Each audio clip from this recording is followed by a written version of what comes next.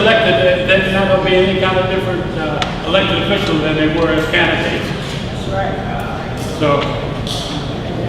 I want to take about 2 minutes, but before I do, Vicki has a comment.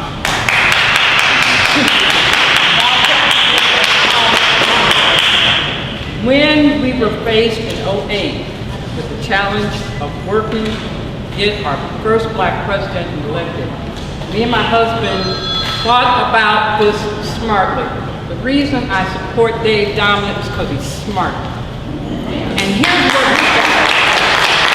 We thought if we, between the two of us, contacted 100 people a day, encourage them to get properly registered, and encourage them to vote, that we would hear all kinds of stories. Baby, I can't vote because my car ain't running. Grandma was waiting on Pookie to take her to the poll, and Pookie ran out of gas. Okay? We heard all of those stories. But I'm telling you, we stayed focused. And the focus is, if everybody in this room takes an oath like he's going to have to take if he's elected to office, if you take an oath that you're going to talk to Grandma and Pookie and Mary Jane and all the rest of the folks in our community who ain't studied the election, and encourage them to vote and see to it that they do, you and I will be celebrating our victory party for our 4-letter word, and that's called work. We gotta work. Hey, this ain't gonna get it. We have got to work. And if we work, we will realize victory. And that's what I hope we're here for. I hope we're here to send a message to this country that we are tired of the Republican regime that don't give a hoot about our community and our poor people that we live around and have to support every day. Get busy. Make up your mind. If it don't have to be 100 like me and my crazy husband was. It can be 10. If you say, I'm gonna contact 10 people every day until, how many days we got before the 56. We can see victory for this candidate and any other candidate we support. Thank you. It can be done. It can be done. It can be done. We did it. Yes, we did it. And that's ours. I got power. You know, today we're going to meet in North Omaha to talk about voting and voter turnout, and this is the real issue. We're concerned about people understanding how much difference can be made by voting. 4 states in the United States were admitted to the Union on 1 vote. 4 U.S. presidents were decided by 1 electoral college vote. In Ferguson, Missouri, the 67% of the population is essentially unrepresented in government because it doesn't vote. Voting changes things, and because voter turnout is so bad so many places, a single community can make a huge difference. You see one person run for office, Dave, what we should do? Yeah. Stand up and tell everybody who you are about it. Bob Myers. Thank you, Preston. I'm Bob Myers, and I'm running for the State Board of Education. And I think it's a very important position, and hope that when you get to the ballot, that you'll go all the way down the ballot and find that while we know that the very important races are for Senate and for Congress and for governor, those other races are very important too. If you look at the state board right now, you'll see how important it will be to have a voice that will represent you. Believe me, every child deserves a quality school. We'll do whatever we can to make sure that that works, and so we appreciate your consideration when you get to the ballots. How many of you know that Obama lost Ohio on election day? Ah, you didn't know that. But he won Ohio. And the reason is he had such a head start from the early votes when the election day came, it didn't matter. So we need to have him have a head start. Can you dig it? Now,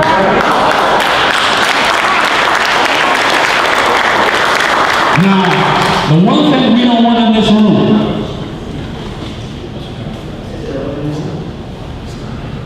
The last thing we need in this room is some old TV newsmen. Yuck.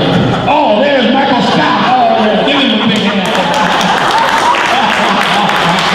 Yeah. Good to see Michael out. Good to see you.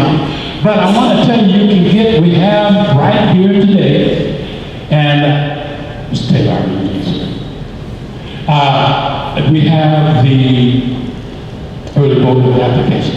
Fill that out, we'll send it out, and you can get Dave a head start, and it's great when you got a head start. So if you please consider doing that, we have those here. The ballots will begin to be sent out September the 29th, and then you can, by October the 15th, then you can have a big head start on whoever he is that he's running against. I want to, in my way to introduce Dave, I want to mention one more thing, and that is that I'm going to be talking when Dave finishes. Dave is going to share whatever he has on his mind, and then I would urge you not to enjoy Dave, but to ask him some tough questions. Because I'm counting on most of it to vote for him, but don't vote for him because he's a Democrat or because you like me. Vote for him because you think he's the right one. Yes. Oh, be quiet, Tom. So anyway, board member, give me a reduction. So what we want you to do at this forum is to not only just hear Dave, but ask him some tough questions so you can go out of here with some vigor about Dave. You have your questions answered. Volunteer and so forth. Okay? Are you with me so far? Tommy? Thompson. Come here, brother. I want to give Tommy the honor of introducing our speaker. Introduce to you, without further ado, Mr. Dave Domina, who is going to be our next U.S. Senator. Well, listen, you're all here because you want to help turn people out to vote. And you want to do that because turning people out to vote makes a difference, a big difference. We'd like to be sure we get a United States Senator elected who knows where this community is and cares about it, and who knows where a lot of others are and care about them. But let's have some tools, okay? Why is it important to turn out every vote? Somebody tell me how many American presidents have been elected by one electoral vote? 4. How many have we had? 44. 4 of them. One of those was elected not only by an electoral vote, really the electoral college tied. He was elected on the 36th ballot in the United States House of Representatives when one member of the House changed his vote from the previous 35. Who was that? Thomas Jefferson. Who did he beat? John Adams. And who else was in that race? Aaron Burr. What job did Aaron Burr get? Vice President. And then what happened to Aaron Burr because he didn't get along with Thomas Jefferson? All because of one vote. He shot to the top. He shot to the top for a while. Then he got dumped in the second term, and then the president, to get rid of a political foe, accused him of treason. And he was tried twice to a jury for treason, and history treats Aaron Burr as a bad guy. He was dead even for the presidency through 36 votes in the House of Representatives. One vote makes a difference. John Quincy Adams, elected by one vote in the Electoral College. Rutherford Hayes, one vote. And who else? George W. Bush, one vote in the Electoral College. 571 votes on the ground in Florida. Jimmy Carter, 2 votes in the Electoral College. That's how important splitting one is. And there are lots of other examples. Can anybody identify the war that the United States Congress declared by 1 vote? The Mexican-American War, 1 vote. And what famous American who became president voted against it? Abraham Lincoln in the House of Representatives. We all know what happened to the Native Americans when they were put on reservations. That Relocation Act against the Native Americans passed by 1 vote in the United States Congress. Tonight, there's a vote in the United States Senate about whether or not to amend the Constitution, to advance a constitutional amendment to overturn dark money, unlimited dark money, and the Citizens United decision. Later on this week, there's another vote in the United States Senate to decide whether to give every college student in the country a break on their loan payments by dropping their interest rate back to the Federal Reserve rate. When it was voted on 6 weeks ago, it failed by 2 votes. You can see it this way. It failed by the 2 Nebraska votes. Because the 2 Nebraska senators voted against it. Well, we can cut the margin to 1 for sure.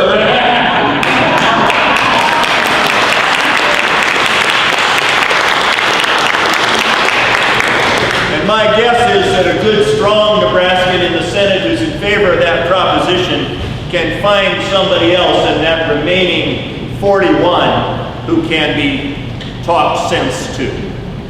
So it makes an enormous difference. But this is what makes an even greater difference. Apathy. Not voting, not engaging, not becoming involved. And it's an old, old, old problem. Plato said that the price of not being involved in public issues is to be ruled by evil people. In Ferguson, Missouri, a long time after Plato, and in the last weeks, what we've seen is that the majority that votes controls and imposes what it wants on the real numerical majority that engages in the mistake of apathy. And no matter how else you cut it, as long as we are a democracy and in some measure functioning as one, you can moan and you can groan, but you're not going to grow and you're not going to glow unless you vote.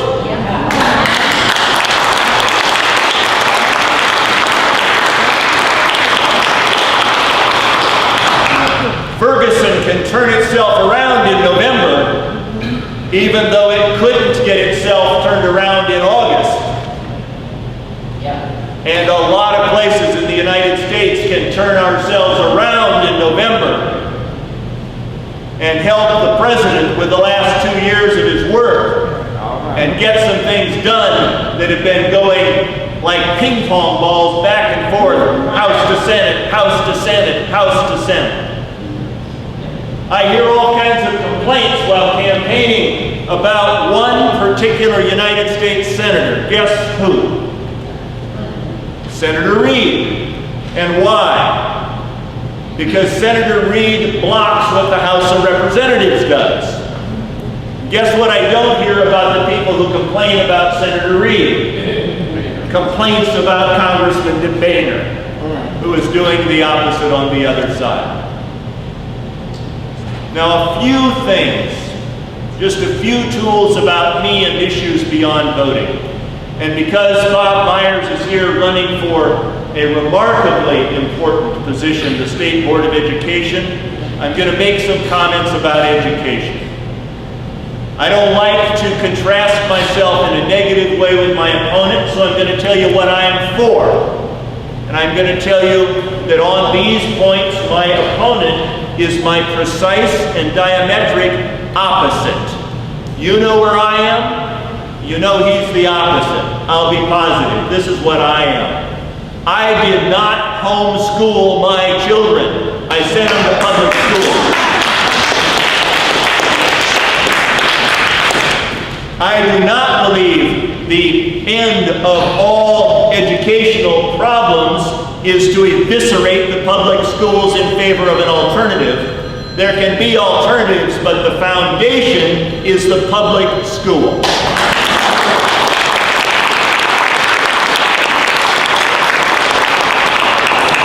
And to make it work, we can't test for outcome, we have to teach for content.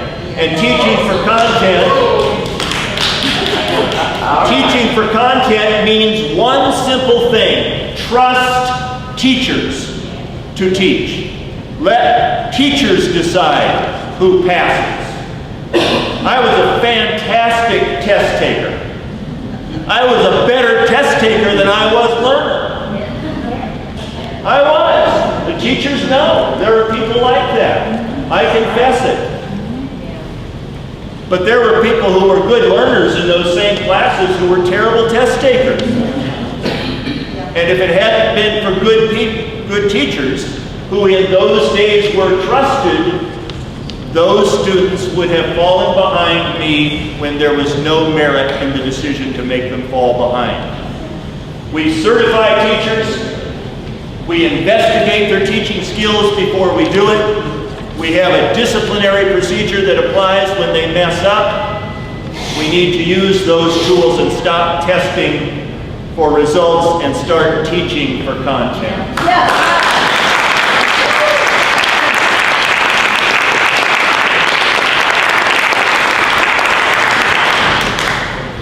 Healthcare. Here are some easy things for you to say when you're encouraging people to vote about health care. I mentioned how important one vote is. You remember when President Obama was trying to get us to universal, single-payer health care? You know what the margin was by which it failed in the Congress? One vote. The negative side, when we're talking about health care, is the present governor's refusal to accept federal funding to expand Medicaid. The observation was people are upset about the governor refusing to expand Medicaid. That's true. That's absolutely true. That's a reason to vote against the political philosophy of Dave Heinemann and Pete Ricketts and Ben Sass. But there's a positive reason to vote for it, and that is we can expand Medicaid. We can do it with federal dollars. We can reach another 3% of the population of the state on the first day by doing it. And that should be done. And we should never, ever, ever be so narrow-minded as to believe that it's intelligent to vote in favor of something that is tangibly against our own best interest. Who in Nebraska gets hurt by having 3% more of us insured for health care? Nobody, except a demagogue. And we have to call them out for that. Yes, sir. How do you dissolve that image that's out there? How do we see you working across the aisle or getting something done? Same answer that Mahatma Gandhi gave when he refused to give a speech at the Nobel Peace Prize ceremony. He walked up to the microphone, forced to say something, and he said one word: thank you. Turned around and sat down and prepared to leave. When the reporters beat on his car and said, "You have to give us something to report. Don't you have a message for us today?" He rolled down the window and he said, "My life is my message." So here's what I invite for you. You've got two fundamental choices in the race for the United States Senate. You've got to do the work as a voter. Compare my life with Ben Sass's life. And I think you'll find the answer to the question. Am I able to stand up to a political boss who wants me to vote on a particular issue in a way that is inconsistent with my view of what America should be or what is good for the people of America? Well, take a look at my life. Take a look at Ben's life. Has Ben ever said no except to lay off his faculty to make profit at his university?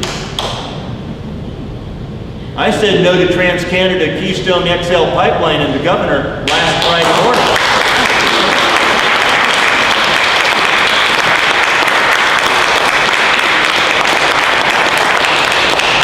And I volunteered several times to stand between a Nebraskan and the death chamber. And I will be the first United States Senator who has done that since Joseph Tidings of Maryland in the 1960s. I'm not worried about Harry Reid. I'm worried about getting something done for the American people.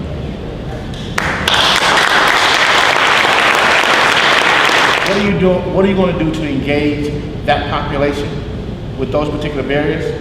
Second is this.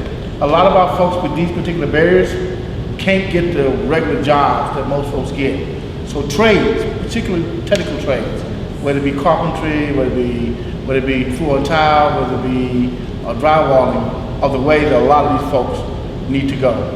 What would you do to be able to put something in place, to be able to have training, to be able to get these folks to be able to get careers? Not jobs, but careers. Because the fact of the matter is, a lot of these folks can't go to a Walmart, can't go to a Target and be able to feed their family. Encapsulated, the question is, what do you do about persons with a criminal record who want to start their lives over and have a fair chance to start over for a career? And it is true that burden falls more heavily by far on the African American male community, no question about that. But it's true of anybody who makes a mistake at an early time in their lives and wants and needs to start over. So it's not a specific demographic where the problem is unique. It's a specific demographic where the problem is most acute. That's the first part of the message.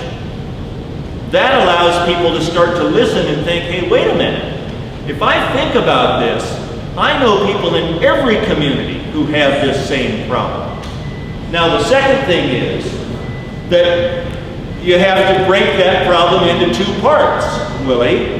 The first part is, what about the people who are already suffering from convictions and records? And the second is, what about the people who are going there if we don't change their path? Now, those are different answers because they're different problems. And they really don't even connect. For the person with the record, the answer is not to lie about the past. It is to not be required to disclose it as the first and foremost thing that has to be said, so it's an automatic disqualifier.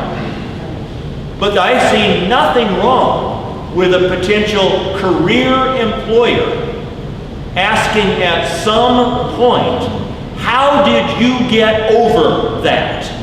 What is it that I can learn about you that has made you a successful person to the point of wanting to be over it, of being over it, of having helped other people avoid it, so that you are not only a successful career employee, but a model? Those things need to be done. That requires a period of disqualification so that person has a chance. And I mean by disqualification by the employer to make an inquiry about the record. It means that the box gets banned. And that has to be done on a federal level. I'm going to go with the other part of the question for just a minute, which is how to prevent a disproportionate and unfair conviction rate demographic. Now listen, this is pretty simple. In order to avoid a disproportionate demographic conviction rate, we have to have two things: even-handed enforcement of the law and no disproportionate crime. You can't just wish it away. The behavior's got to stop on both sides. There can't be an unfair focus looking for African American men because they're profiled as suspects, and African American men have to be doing better, which means education. It means supporting home life. It means appreciating what a family is in a completely different and more progressive way. And it means giving people without means and capital but with desire a chance. and matching needs. Okay. I'm going to add one more asterisk to my answer a moment ago, and that is just so you know, and it's not because I claim to be any expert on war, but I am the only veteran running for the United States Senate or the House of Representatives in Nebraska in 2014.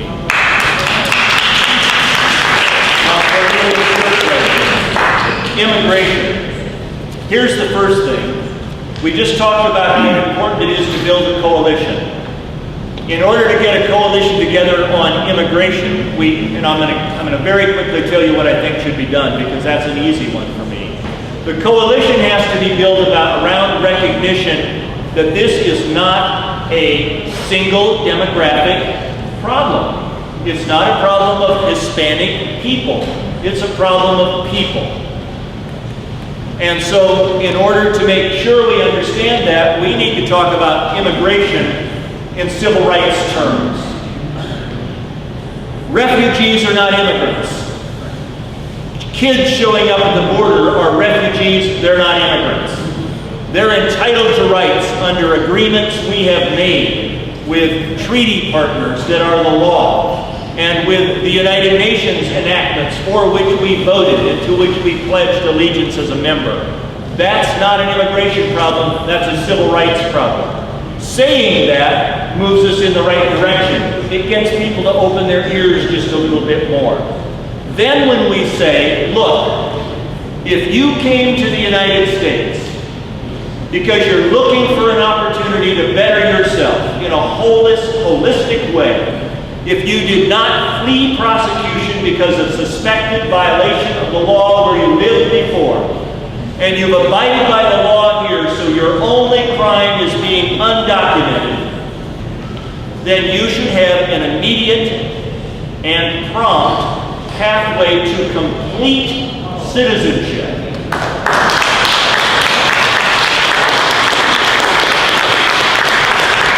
Which is the history of this country from 1789 until about 1989. And we ought to get back to it.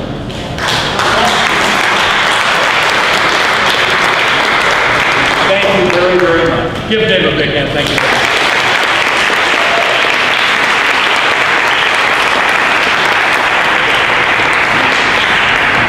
Always remember this.